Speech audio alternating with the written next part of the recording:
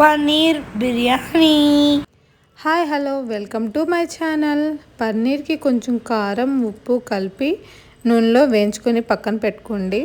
1 bowl తీసుకొని నూనె కొంచెం నెయ్యి వేసి చెక్క మొగ్గ పట్టా వేసి వేయించుకోవాలి. 2 పచ్చిమిర్చి 2 ఆనియన్స్ వేసి వేయించుకోవాలి.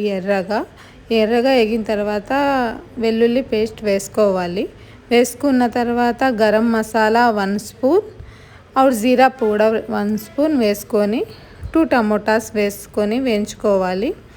వేయించుకున్న తర్వాత తగినంత ఉప్పు వేసుకోవాలి.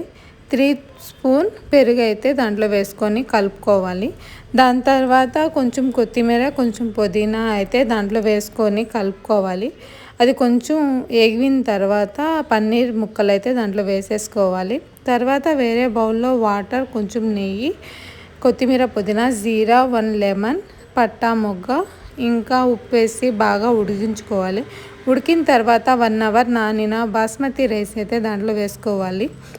ఇలా బాగా ఉడికిపోయి 80% ఉడికేదాకా పెట్టుకోవాలి. ఉడికిన తర్వాత ఆఫ్ చేసేసి దాంట్లో కొంచెం కూడా వాటర్ లేకుండా బిర్యానీ చేసే బౌల్లోకి తీసుకోవాలి.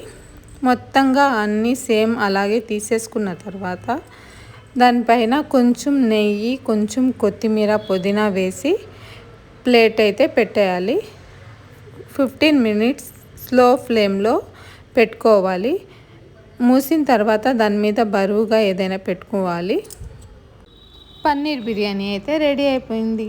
దాంట్లోకి వంకాయ కర్రీ వేసుకొని పన్నీర్ చూడండి అసలు ఎంత సాఫ్ట్గా ఊరికే అట్టనగానే విరిగిపోతుంది. చాలా బాగుంది. అసలు చూస్తుంటేనే నోరు ఊరిపోతుంది.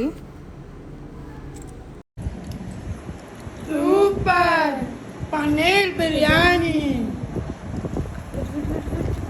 With thumbs up. Like, share and Subscribe.